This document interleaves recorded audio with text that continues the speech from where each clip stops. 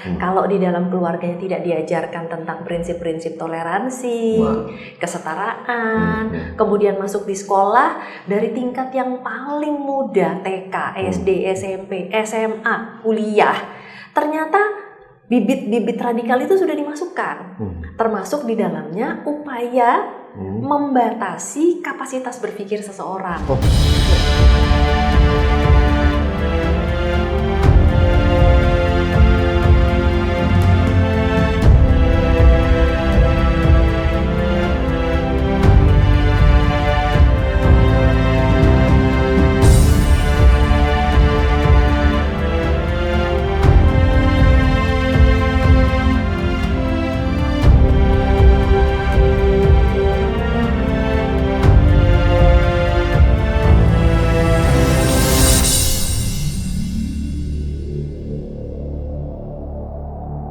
Halo sahabat Indonesia, kita bertemu lagi dalam rubrik Indonesia Maju. Pada kali ini kami akan membahas sesuatu yang menurut saya sangat mengenaskan. Mungkin bisa dilihat dari layar kami, ada soal dari SD Sukabumi yang menurut saya terlalu berlebihan dan mungkin tidak pas untuk kelas 5 SD Sukabumi. Dan saya ingin berkomentar tentang hal itu, tapi saya bukan ahlinya. Untuk itu saya akan mengundang sahabat saya, ini idola saya juga, seorang psikolog paling terkenal. Para teroris pasti kenal beliau. Karena 19 tahun beliau ini mewawancari para teroris, adalah Cassandra A. Putranto atau Mbak Adit. Nah, selamat datang ya. Ini copot nih. Copot dong. Oh, ya, oke. oke. Ya. Mbak Adit, Yap. ini ada soal yang tadi kita lihat. Oke. Menurut seorang psikolog, dari kacamata psikolog, apakah itu layak untuk kelas 5 SD gitu ya? Ya, pada dasarnya kan memang sebenarnya mengajarkan pengetahuan tentang reproduksi itu penting. Oke. Ya, jadi tentu saja anak dari sejak lebih muda lagi tentu perlu untuk diajarkan. Nah, persoalannya adalah konten materi-materinya tentu harus sesuai dengan usianya. Nah, kalau ditanya kelas 5 SD boleh atau tidak? Kalau ditanya boleh tentu saja. Tapi apakah perlu dalam satu lembar ada 4 soal dan berturut-turut dan itu aja isinya gitu. Nah, ini yang mungkin harus kita sikapi bersama. Karena juga jangan sampai seorang anak memiliki kapasitas yang terbatas hanya di satu topik saja. Karena sebenarnya dalam proses tumbuh kembang itu kan anak dibutuhkan untuk menguasai banyak hal. Mulai dari pengetahuan umum, kemudian kemampuan berhitung, kemudian bahasa, norma, mungkin ada kesenian, ada budaya, ada sejarah, ada analisa-analisa yang lain. Nah, di dalam proses tumbuh kembang mereka dan mereka membutuhkan itu terutama nanti dalam persaingan dengan negara-negara lain. Nah, sekarang kalau ternyata hanya dibatasi oleh satu topik saja, lalu kemudian hanya berpusat pada satu konten saja, menurut saya tentu tidak tepat. Nah, ini kan gini, kalau kita bicara kelas 5 SD itu usia 11-12 lah ya, atau 10 sampai 12 tahun. Kalau kita bicara tahapan perkembangan dan apakah sudah bisa terima untuk pelajaran reproduksi, kesehatan reproduksi seperti itu ya? Nah, yang jelas nih, karena gini, sorry saya potong, zaman saya kelas 5 saya belum dapat gitu-gituan. diajarin tapi di rumah. Nah, di rumah. Ya kan? Karena kan di rumah bahwa menjaga kebersihan. Justru kalau di masa lalu, kalau saya boleh jujur, justru itu dianggap sebagai sesuatu yang tabu, kan? Saya ingat betul itu senior saya, guru besar Fakultas Psikologi di seluruh Indonesia pasti kenal. Profesor Sarito Wirawan yang memang mendahului untuk mengajarkan ini penting ya. Tetapi tentu saja tidak hanya di sekolah tapi juga di rumah. Jadi unsur kebersihan dan lain sebagainya, topik konten materinya penting. Tapi sekali lagi tadi anak-anak itu ada proses tumbuh kembang, ada tahapan perkembangan kan. Nah, kalau di kelas 5 itu kan sekitar 11 tahun dan memang tahapan mereka itu masih masuk di dalam sekitar konkret operasional gitu ya. Jadi kan ada yang pertama sensoromotor, ada formal operasional, ada konkret operasional. Memang di umur segitu itu belum yang abstrak. Mungkin masuk ke usia 12 tahun barulah mereka berpikir yang abstrak. Nah, memang masih di tahap itu gitu ya. Tetapi persoalannya, jadi memang mengajarkan kebersihan penting gitu ya.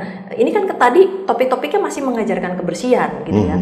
Tapi persoalannya adalah apakah konten kebersihan itu yang harusnya diajarkan di rumah, ya kan? Perlu diwujudkan di sekolah begitu ya? Perlu diwujudkan di sekolah dalam bentuk 4 soal berturut-turut, sementara anak juga perlu belajar yang lain gitu. Menurut Adit ya, apakah ini ada intens yang lain ya dari pembuat soal atau guru-guru itu ya? Karena mohon maaf nih, karena sering terjadi ya, terutama di daerah Jawa Barat, kita terbuka saja ya untuk memperbaiki bangsa ini. Itu sering banget ada semacam brainwashing lah atau pencucian otak seperti itu ya, sehingga akhirnya kemampuan mereka untuk mencerna sesuatu yang objektif jadi hilang. Gimana? Baik. Kebetulan kalau dari saya nih, memang saya kan psikolog klinis dan forensik, ya kan. Jadi memang menangani yang ada gangguan, kemudian yang ada kaitannya dengan hukum, terutama tadi ada tersangka-tersangka, kasus kekerasan, kasus pidana, kemudian juga ada kasus terorisme gitu ya. Nah, bahwa persoalan ini, persoalan bagaimana anak terbentuk menjadi individu-individu yang berpotensi untuk melakukan atau mengalami gangguan dan bahkan sampai tindak pidana kekerasan dan terorisme ini ternyata sangat erat kaitannya ya, apalagi dari hasil 19 tahun memeriksa ini tadi gitu ya. Ternyata banyak yang berasal atau berakar dari permasalahan pendidikan.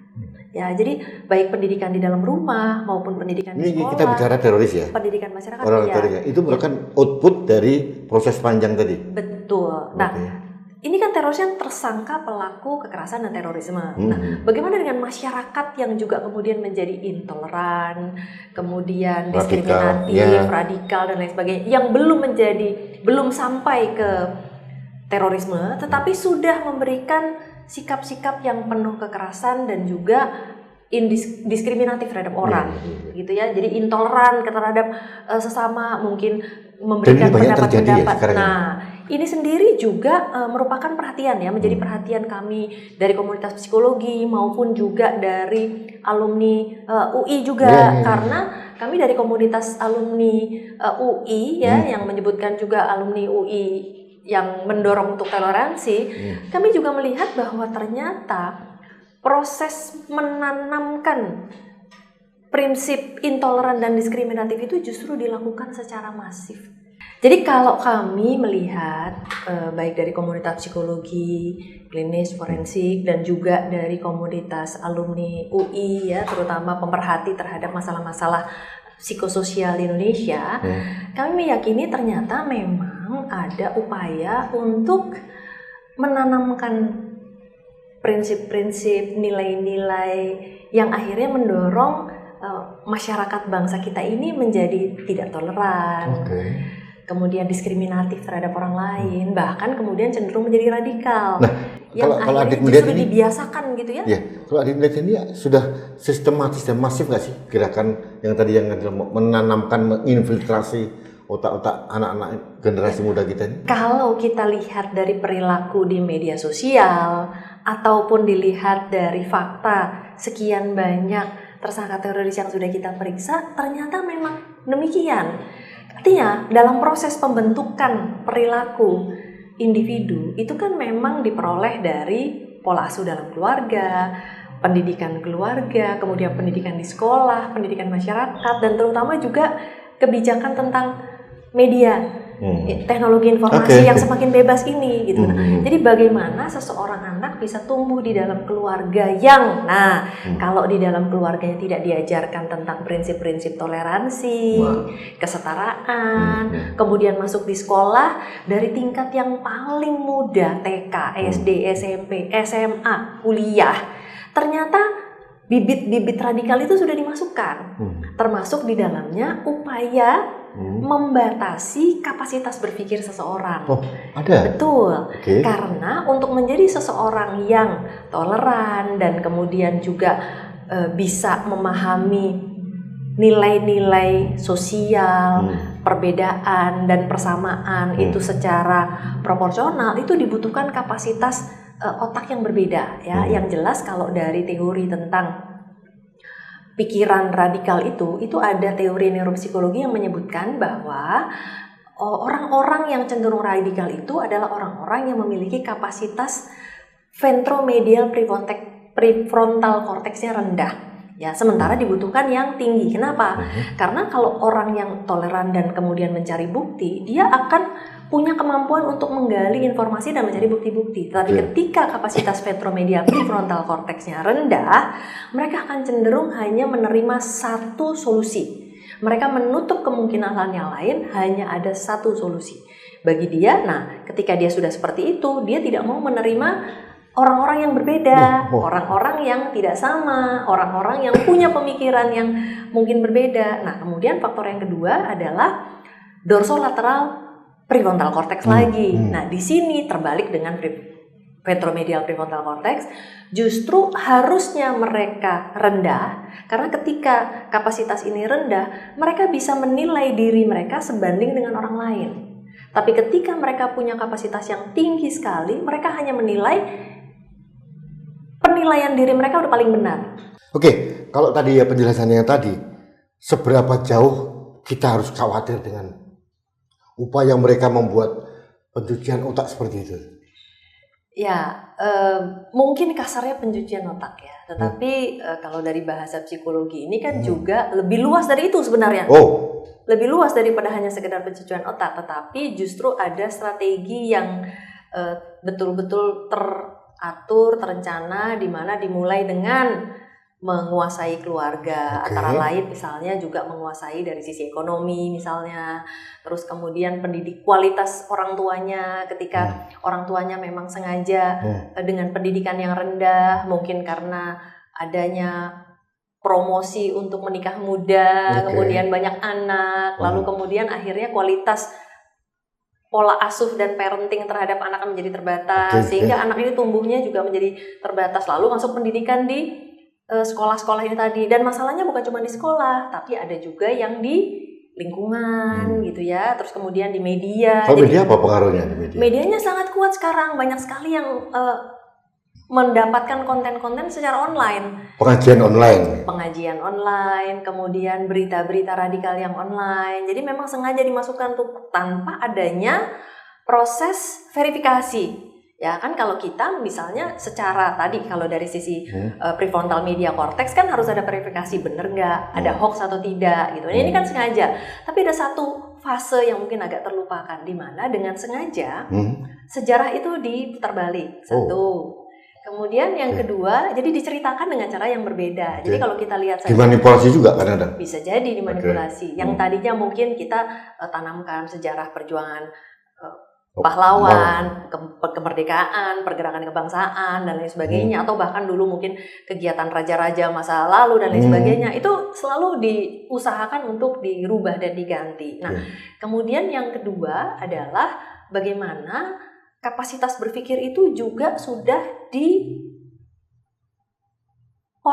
atau di-cut sejak dini, yaitu misalnya dengan cara melarang untuk proses berpikir yang tadi, yang berpikir untuk mencari bukti. Orang mencari bukti itu kan berarti dia mencoba-coba dan berusaha untuk kreatif. Kira-kira untuk suatu masalah, solusi masalahnya apa aja sih? Oke, apakah ini, apakah itu, apakah itu kan anak harus berpikir kreatif kan. Nah, daya kreativitas anak itu dipotong. Jadi tidak diizinkan untuk berpikir secara kreatif, satu. Salah satunya juga misalnya adalah menolak budaya. Benar, ini yang jadi problem. Budaya dibunuh.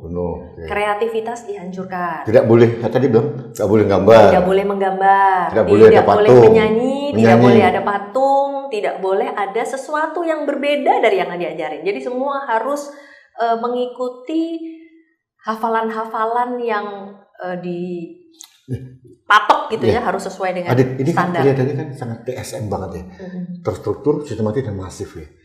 Artinya kan kalau dibuat seperti ini ya, dan ini massal begitu ya, ada intensitas itu dari kelompok ini ya. Ya, mau tidak mau. Dari pengalaman Anda bergaul dengan banyak orang dan ada nggak sih indikasi ke arah sana? Yang jelas kalau dari studi tentang radikalisme saja, kita bisa melihat dari kalau kita bicara radikal, mungkin negara kita penuh dengan gerakan radikal ya, perebutan kekuasaan dari kerajaan ini, kerajaan itu dan lain sebagainya. Semua ditandai dengan perang untuk bisa berkuasa. Tapi ketika kita sudah mencoba untuk merdeka, ya kan, kita berperang melawan Belanda, lalu kemudian itu pun adalah sebuah kesepakatan dan hasil perjuangan dari semua kelompok, bukan cuma satu kelompok dong. Itu saja mau diplesetkan bahwa yang berjuang hanya satu kelompok, kelompok lain enggak, gitu kan? Nah, ketika kita sudah merdeka di tahun 1945, coba kita lihat saja dari tahun 45 sampai tahun 65 itu biasanya ada gerakan-gerakan yang juga sifatnya masih ingin perbuat kekuasaan, ya kan? Nah, tapi ada berapa bisa kita hitung lah di bawah 20 sampai 25 lah kekuasaan itu. Nah, dari 65 sampai tahun 98 kita mengenal presiden yang kedua ya dengan Orde Baru. Nah, di masa itu gerakan-gerakan itu kan cukup represif dan ditekan ya.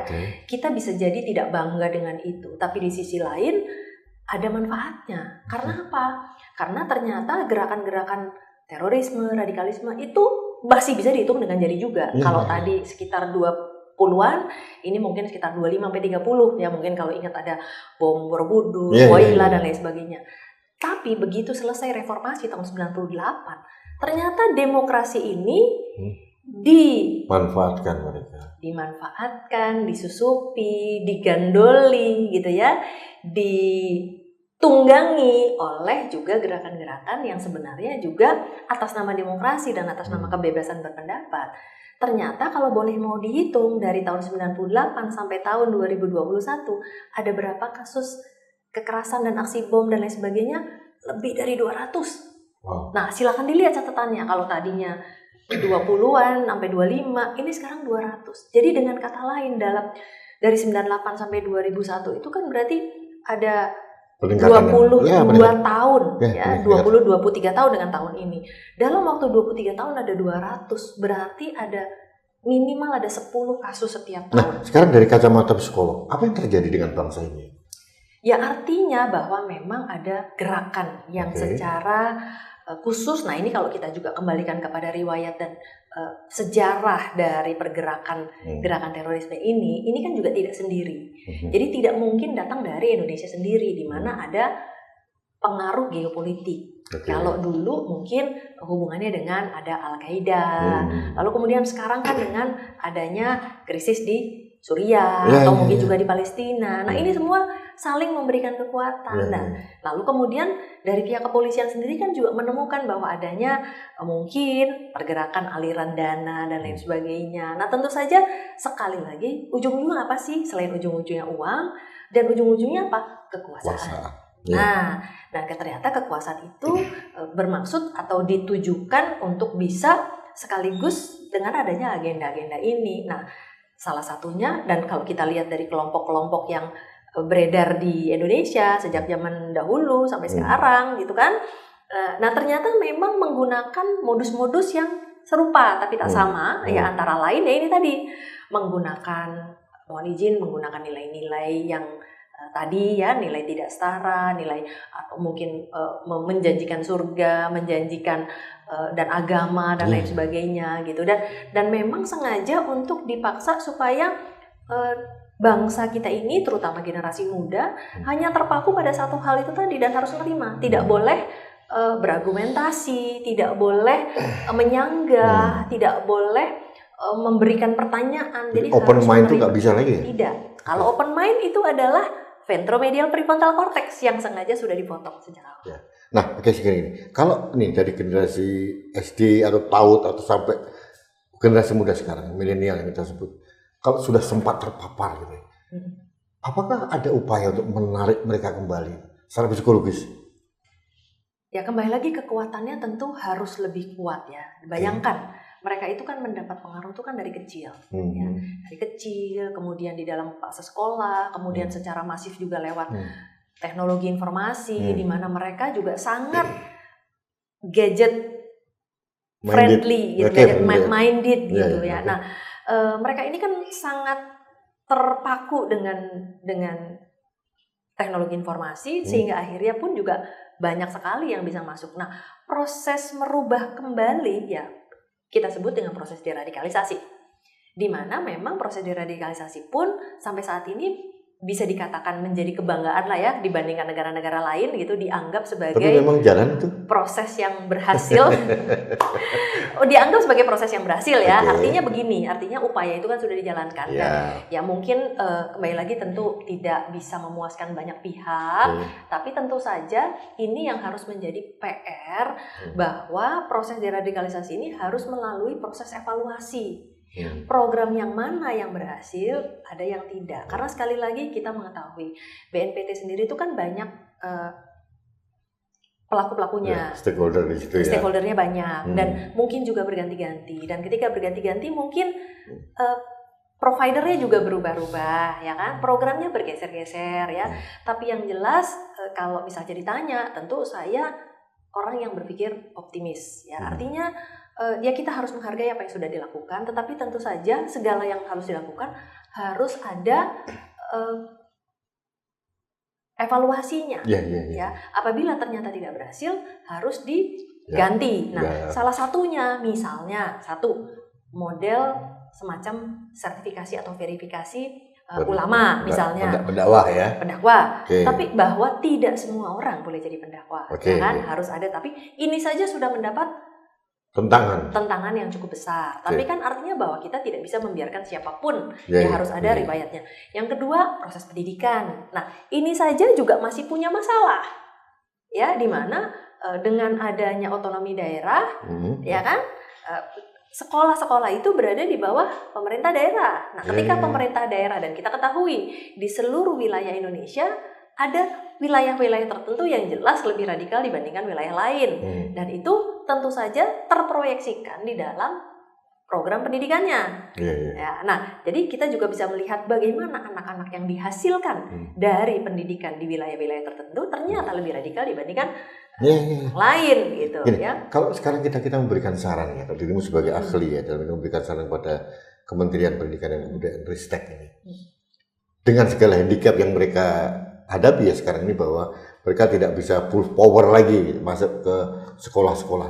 Apa yang harus dilakukan oleh pemerintah pusat ya, dalam hal Kementerian Pendidikan dan Kebudayaan? Ya, yang jelas pemerintah. Mereka kan punya kementerian Dirjen apa namanya? Dikdasmen, PAUD ya, dan Dikti. Yang jelas pemerintah harus tetap punya program. Ya, salah satu program yang saya rasa sangat baik menurut saya adalah program dari Kementerian Sosial, di mana itu menahan laju kemiskinan. Itu adalah salah satu kunci soalnya. Masuk sana ya? Betul. Tadi pendidikan betul, tapi ekonomi belum disebut kan.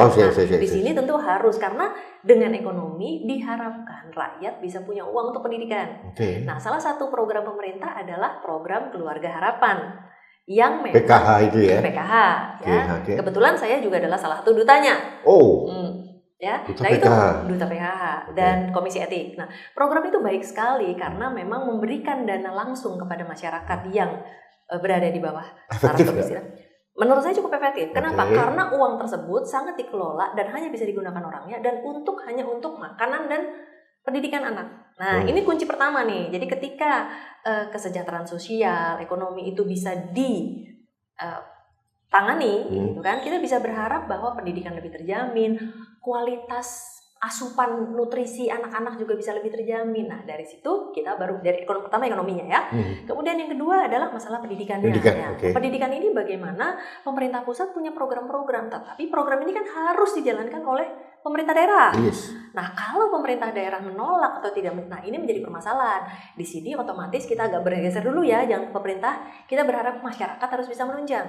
Masyarakat harus bisa memilih wakil-wakil, mau wakil rakyat di legislatif maupun wakil rakyat di eksekutif, adalah tokoh-tokoh yang berpihak kepada rakyat. Terutama di dalamnya adalah nanti untuk mengambil kebijakan tentang pendidikan ini tadi. Jadi masyarakat harus pintar. Kita harus bisa memilih orang-orang yang juga mendukung upaya kita untuk menjadi maju nih.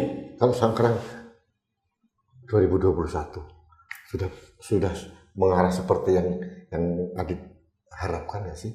Pertama dari PKH sedang berproses. Pendidikan sedang lah ya, kita ada kendala. Masih ada kendala pemerintah daerah Balelo. Nah, tidak sesuai. Yang tadi pemilihan wakil-wakil rakyat tadi, betul. Itu sudah seperti yang diharapkan ya sih? Belum.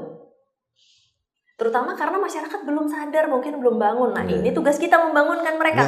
Ya, ayo masyarakat, kita mau kemana sih? Kan kita mau maju. Kan dengan kemajuan ini apa sih yang diinginkan? Masyarakat sejahtera, anak-anak pintar bisa anak sekolah, kehidupan terjamin, rumah sakit, apa segala macam juga. Tapi bagaimana kita bisa melakukan itu semua kalau ternyata uang atau mungkin program itu dikorupsi gitu misalnya, atau karena kebijakan daerah yang tidak sesuai. Jadi kita harus pintar nih, justru di 2021 sekarang. Ayo kita cerdaskan kehidupan bangsa nih. Ya sekarang apalagi dengan kondisi yang sekarang nih. Sebelumnya media formal kan dipegang oleh stasiun-stasiun TV kan. Tapi sekarang dengan kondisi adanya ya lebih banyak ada yang YouTube, ada apa yang dilakukan sekarang ini. Anak bangsa. Bagus, makanya saya dukung nih kan. Jadi mari kita mencerdaskan anak bangsa. Lalu kemudian juga komunitas-komunitas itu komunitas masyarakat juga supaya ikut tetap berjuang nih. Lalu kembali lagi ke pemerintah pusatnya tentu saja, di mana pemerintah pusatnya program-program ini kan juga tetap harus diawasi. Masyarakat juga harus peka. Jadi jangan hanya terjebak dengan isu-isu yang artis, sensasional, sinetron, heboh, tapi lupa. Iya. Jadi tapi dirimu kayak artis juga kok bisa kadang dihebohkan juga. Tapi kan kalau lagi bicara tentang teroris. Oke, kembali ke laptop. Dalam beberapa tahun terakhir, saya pribadi itu kebetulan saya sangat intens mengamati masalah sosial politik gitu kan. Itu saya rasakan harus kuat budaya asing, bukan hanya Arabisasi tapi juga dari Korea, dari segala macam yang dicoba untuk menggerus kita gitu ya. Sehingga waktu itu salah satu caranya adalah kita harus membuat budaya Nusantara ini bangkit itu. Kecemasan seperti ini menurut seorang psikolog make sense nggak sih? Sangat. Sekali lagi tadi saya sudah katakan, membunuh budaya, membunuh kreativitas itu juga adalah salah satunya. Bahwa kita itu dulu pernah jaya loh. Majapahit, Sriwijaya gitu kan. Itu kan budaya yang sangat indah dan sangat maju sebenarnya. Nah, bagaimana sebenarnya nilai-nilai itu harus kita tanamkan kembali. Tapi persoalannya anak-anak bangsa kita nggak punya kesempatan itu. Nah, kalau misalnya balik lagi nih ke laptop. Kalau pendidikannya sibuk cuman masalah satu doang, banyak hal-hal yang luput dan tidak bisa diajarkan kan kepada anak-anak bangsa konsep kita. Belajar merdeka ini bisa masuk gak sih sebenarnya? Ya tentu ini secara teoritis bagus ya. Menurut psikolog. Pada anak-anak tertentu masalahnya kan kembali lagi. Ada anak-anak tertentu yang sudah terbentuk, sudah jadi, sudah matang. Sehingga ketika diberikan kesempatan untuk belajar mereka tinggal take off. Tapi ada anak-anak lain yang belum, di mana kuncinya itu sebenarnya ketika mereka di kelas 4 SD. Itu yang sering saya sebut sebagai self-regulated behavior. Kelas 4 SD. Kalau di usia tersebut 10 tahun, kelas 4 SD, seorang anak belum bisa mengatur dirinya sendiri, kemungkinan dia akan sulit. Nah, jadi ketika mereka diberikan kemerdekaan untuk memilih topik dan lain sebagainya, malah dipakai buat main game. Malah dipakai buat hal-hal yang negatif ya. Nah, ini yang salah. Jadi ini yang menjadi persoalan, bagaimana kita kembali lagi tadi ke orang tua, parenting dan lain sebagainya. Jangan lupa loh, sebelum ini pernah ada sebuah rancangan undang-undang yang rencananya mau PKS itu ya. Penguatan keluarga dan lain sebagainya. Sosial ya, nah di mana itu justru mau membongkar kesempatan orang tua menanamkan perjuangan dirimu dan kawan-kawan cukup berhasil waktu menaikkan usia minimal perkawinan waktu itu. Dari 16 ke 18. Sahabat Indonesia, ini salah satu nih motor 19. Penggerak. Dari 16 menjadi 18. Betul, karena keprihatinan bagaimana tidak hampir 50% bayi-bayi di Indonesia dilahirkan oleh perempuan umur 15 sampai 19. Lulusan SD. Jadi kalau ibunya hanya lulus SD, kualitas bangsa macam apa yang bisa kita harapkan? Dan itu 50%. Mulai stunting, kemudian balita stunting, kemudian gizi buruk atau mungkin pemahaman. Gizi buruk, pemahaman, kesehatan fisik dan mental, belum kesempatan kerja. Otomatis dengan lulusan SD kesempatan kerjanya paling cuma bisa menjadi apa? Nah, ini saya tarik agak besar lagi. Silakan. Visi Presiden Jokowi untuk periode kedua, yang pertama adalah pembangunan dan pengembangan SDM. Adit sudah melihat hal itu dilaksanakan. Jujur. Kalau ditanya udah atau belum, sejujurnya belum sih. Belum sesuai dengan harapan. Artinya dari sisi mimpi, dari sisi wacana sudah pernah ada, sudah dibayangkan. Lalu kemudian juga dulu ada BPIP Pancasila, kemudian ada masih ada ya dulu maksudnya masih pernah ada juga ada sih. lah Masih ya. ada mas sekarang Ya, tapi ya kembali lagi kalau ditanya hasilnya menurut saya belum. Mungkin karena terlalu banyak orang yang pintar-pintar sehingga justru nggak jalan nih gitu. Mungkin dibutuhkan orang-orang yang kurang pintar seperti saya barangkali. Ini sarkastis ala Cassandra Putranto. Nah, ada lagi tentang ini apa namanya BPIP ya. Ya. BPIP ini masih ada sampai sekarang. Ya dari periode pertama sampai periode sekarang masih berjalan. Meskipun saya mungkin karena saya tidak terlalu intens belum melihat hasilnya seperti apa, pembumian Pancasila bisa nggak sih dipakai, digunakan kalau dengan cara yang tepat, dengan formula yang tepat untuk itu tadi apa radikal intoleransi dan membentengi anak-anak kita dari situ, bisa nggak sih sebetulnya? Menurut saya bisa, tentu saja bisa, karena sebenarnya kan di dalam Pancasila itu kan ada nilai-nilai yang baik dan kembali lagi kepada tadi nilai budaya tradisional bangsa, ya kan tadi yang dibilang tergerus kan, sebenarnya banyak yang bisa ditanamkan tuh, gitu. Berarti artinya bisa. Jadi ya? Pancasila bersama dengan nilai-nilai tradisional bangsa, budaya dan lain sebagainya, sebenarnya bisa membuat anak bangsa kita cinta lagi dengan kebudayaan bangsa kita, menggali kembali nilai-nilai, karena justru dengan mengajarkan itu justru lebih mudah nih, mengajarkan dengan bahasa daerah, ya nilai-nilai sejarah dan lain sebagainya. Tapi ya tentu saja dibutuhkan usaha yang kuat, terutama dukungan dari pemerintah daerah. Kalau ternyata pemerintah daerahnya tidak mendukung itu dan lebih fokus kepada hal yang lain, nah ini yang akhirnya juga membuat upaya atau rencana strategi besar terhadap pembangunan manusia ini tidak berjalan. Tapi sekali lagi menurut saya kuncinya itu tadi, ekonomi, kemudian pendidikan, kemudian tadi meningkatkan kualitas baik anak, perempuan, keluarga di dalam sebuah komunitas terkecil gitu ya. Karena sekali lagi kebetulan saya juga mendorong atau menggerakkan yang saya sebut sebagai Attitude Achievement for Titanium Generation. Bahasa Indonesianya apa itu? Tahun 2045, generasi itu 24 Indonesia tahun Mas. lagi. Nah, karena katanya generasi emas. Saya satu-satunya orang yang tidak setuju dengan generasi emas. Kenapa? Karena emas bisa meleleh. Yang nggak meleleh apa? Diamond. Titanium. Titanium. Jadi generasi yang Indonesia kuat, Titanium.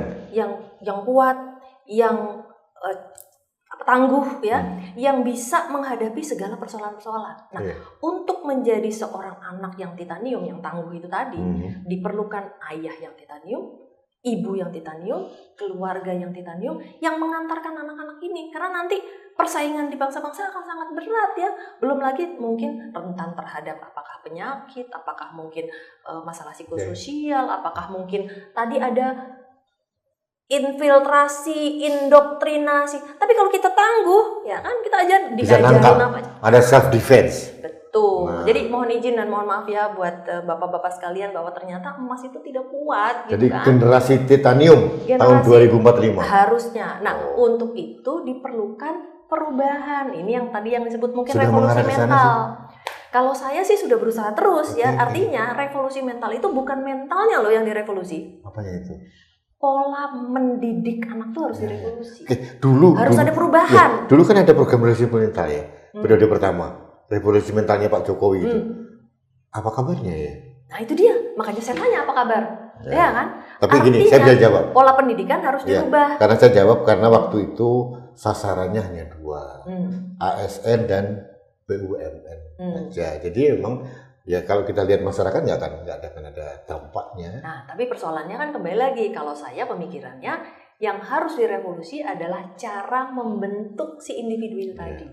Kalau udah jadi ASN sama BUMN itu kan udah jadi nih, nasi udah jadi bubur, susah ngerubahnya. Justru harus dari yang masih anak-anak nih diajarkan ya. Ini tadi salah satunya. Kalau di beberapa negara, contoh misalnya, lebih dulu diajarin bagaimana ngantri, bagaimana berterima kasih. Matematik itu nanti umur 7-8 tahun. Sesuatu yang kecil-kecil gitu ya. Kecil tapi dasar. Artinya mental, esensial ya. Pekerti itu nomor 1 gitu. Jadi terutama di dalamnya adalah anti korupsi, anti kekerasan. Nah, itu yang harus diajari. Jadi ada kata-kata tolong, minta maaf, terima kasih. Itu salah satunya. Sangat-sangat esensial. Kalau saya memperjuangkan itu terus, terserah yang lainnya bagaimana, baik nanti karena sekali lagi dari sisi nanti apakah di keluarga, di pendidikan, di guru sekolah, di pekerjaan, bahkan di kantor-kantor, ketika mereka bertemu dengan masalah, kuncinya sekali lagi di satu, the quality of the human being, kualitas dari manusia itu sendiri. Kalau dihasilkan dari keluarga yang tidak tangguh, ya hasilnya akan bisa menjadi masalah di kemudian hari. Konsep Anda luar biasa. Sudah panggil presiden belum? Belum, saya tunggu dipanggil sih. Dipanggil Mas Rudi aja dulu boleh? Luar biasa ini. Tapi pemerintah harus mendengar, ya, terutama Kementerian PPA, ya, Bu Bintang itu harus mendengarkan paparan dari Mbak Cassandra Putranto, juga BPIP, juga di Kemendikbud itu ada pusat pendidikan karakter. Ini di eselon 2. Sebetulnya itu kalau Pak Jokowi pernah menyampaikan ke saya itu adalah limpahan tugas program revolusi mental yang dulu tahun periode pertama, kemudian periode kedua ini dilimpahkan di sektor pendidikan. Tapi sekali lagi hasilnya juga saya belum melihat. Jadi mungkin Mas Menteri sedang menggodok itu, kita tidak tahu. Tapi jujur ya, dengan penjelasan Mbak Cassandra tadi memang saya agak khawatir ya. Ya, saya boleh khawatir nggak? Boleh. Boleh ya? Saya juga. Mari kita khawatir bersama. Nah, siap. Jadi kalau khawatir berarti kita harus mengantisipasi. Betul. Karena dengan kekhawatiran itu yang akan mendorong kita melakukan sesuatu kan. Nah, jadi dengan hari ini tentu saja harus dilanjutkan dengan perjuangan yang tidak pernah putus ya. Kalau saya sih tentu saja tidak pernah putus nih. Tentu harus semangatnya harus sama gitu. Harus kalau dirimu suatu saat ada kesempatan ketemu dengan presiden, apa yang ingin disampaikan? Yang ingin saya sampaikan kepada Bapak Presiden tentu kembali lagi bagaimana untuk